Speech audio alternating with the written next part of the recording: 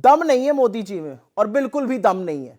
राहुल जी ने खुला चैलेंज दिया था, इंदिरा जी का आधा दम भी हो तो आइए और 29 बार डोनाल्ड ट्रंप ने कहा उन्होंने सीज फायर किया है, सदन से बोलिए ट्रंप झूठ बोल रहे हैं। बोल नहीं पाए मोदी जी। 1 घंटा 42 मिनट तक मोदी जी ने लफाजी करी, बड़ी बड़ी बातें करी, खूब जमकर कोसा कांग्रेस को, जो उनका फेवरेट पास टाइम है वही वो कर सकते हैं। लेकिन उन्होंने एक बार भी डोनाल्ड ट्रंप का नाम नहीं लिया और एक बार भी चीन का नाम नहीं लिया।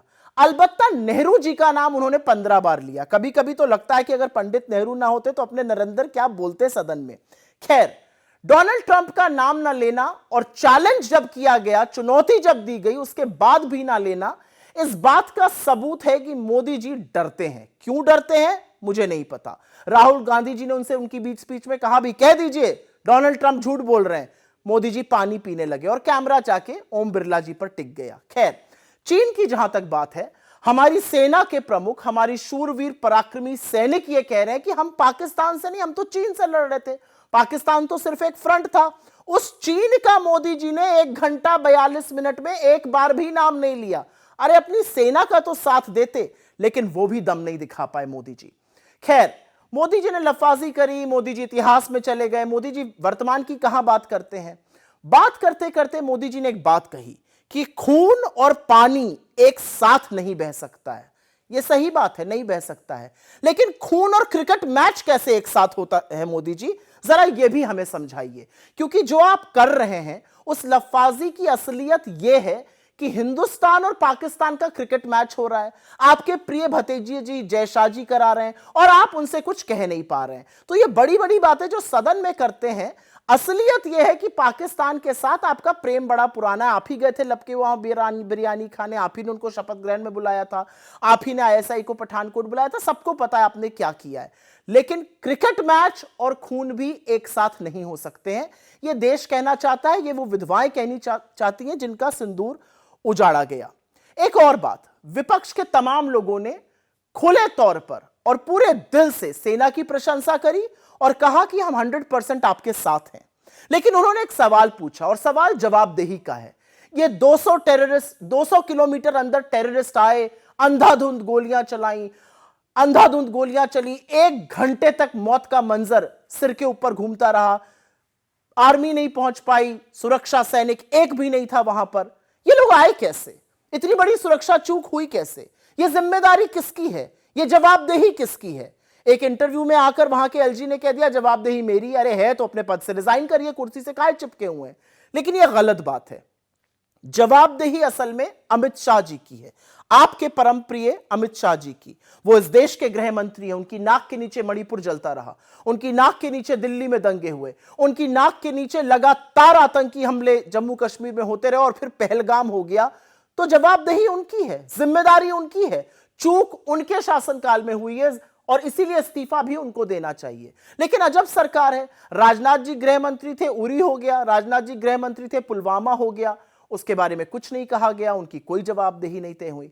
आज लगे हाथ एक और बात जानना चाहता था ये देश कि जवाबदेही भी आप नहीं बता पा रहे हैं, जिम्मेदारी भी आप नहीं इंगित कर पा रहे हैं। लेकिन यह तो बताइए कि पुलवामा में 300 केजी आरडीएक्स आया कहां से था, किसकी गिरफ्तारी हुई पुलवामा में, उस पर भी एक शब्द नहीं।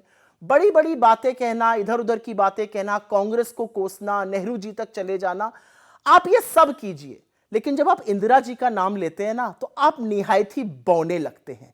क्योंकि इंदिरा जी की अदम्य साहस तो यह था कि उन्होंने सेना के पराक्रम और शौर्य को पूरी खुली छूट दी और पाकिस्तान के 2 टुकड़े किए।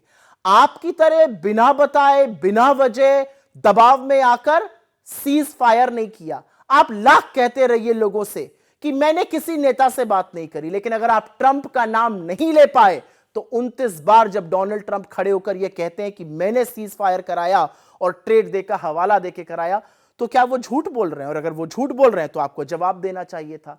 असलियत यह है कि राहुल जी ने कुछ बड़ी पते की बातें कही आज। उन्होंने कहा कि अगर 1:05 पर रात को ऑपरेशन सिंदूर शुरू हुआ तो 1:35 पर हम पाकिस्तान को कैसे इंफॉर्म कर सकते हैं। हमने पाकिस्तान के सामने अपने सारे पत्ते खोलकर रख दिए। हमने पाकिस्तान को कह दिया कि भैया हमारे अंदर पॉलिटिकल विल भी नहीं है, हम आपके सिर्फ आतंकी कैंपों को तहस नहस करेंगे, हम आपके मिलिट्री स्टैब्लिशमेंट को नहीं छुएंगे। और उसके बाद आपने जो पायलट भेजे, हमारी सेना के आपने हाथ बांध दिए, क्योंकि उनको आपने कहा कि आपको पाकिस्तान का एयर डिफेंस सिस्टम, उनका मिलिट्री इंफ्रास्ट्रक्चर ध्वस्त नहीं करना है। यह काम अगर आप कर पाते तो आप इंदिरा जी की बात करते, लेकिन आप इंदिरा जी की बात करने लायक नहीं है। जाते जाते एक बात और कही जाएगी, और यह बात कहनी यहां पर जरूरी है। आप बड़ी बातें करते हैं, आप लफाजी करते हैं, एक चरण चुंबक मीडिया आपसे सवाल पूछने की हिम्मत नहीं जुटा पाता है, लेकिन आज यह देश एक सवाल पूछ रहा है। इतना बड़ा आतंकी हमला हुआ, उस हमले की जवाबदेही किसकी है? आप मैच कैसे खेल सकते हैं पाकिस्तान के साथ? और एक और बात ये देश पूछना चाहता है कि ये अपने नाकारे विदेश मंत्री का इस्तीफा आप कब लीजिएगा, उनको कब बर्खास्त करिएगा? आपने कहा 93 देशों ने हिंदुस्तान का समर्थन किया। हिंदुस्तान ऐसा है, पूरा दुनिया उसका समर्थन करेगा।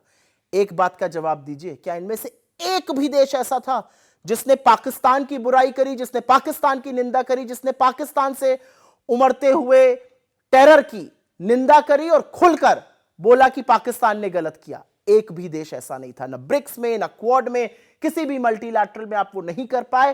पाकिस्तान के असीम मुनीर दावत उड़ा रहे थे, मुर्ग मुसल्लम खा रहे थे डोनाल्ड ट्रंप के साथ, और आप 35 मिनट फोन पर बात करके ही खुश थे, उसी में उछल रहे थे, उसी में आपका मन भर गया था। मोदी जी, इस देश को एक कायर, एक डरपोक प्रधानमंत्री नहीं चाहिए। इस देश को एक ऐसा प्रधानमंत्री चाहिए जो सेना को छूट दे, जो सेना के पराक्रम और साहस को पहचाने और उनको आगे बढ़ने की क्षमता दे। आपने हमारी सेना के हाथ बांधे और यह बात अब इतिहास में दर्ज हो चुकी है। एक और बात आज इतिहास में दर्ज हुई कि डोनाल्ड ट्रंप से, चीन से और पाकिस्तान से आप थर-थर कांपते हैं, और जब राहुल गांधी जी आपको ट्रंप का नाम लेने के लिए कहते हैं तो आप पानी पीने लगते हैं। डर आपको लगता है, गला आपका सूखता है।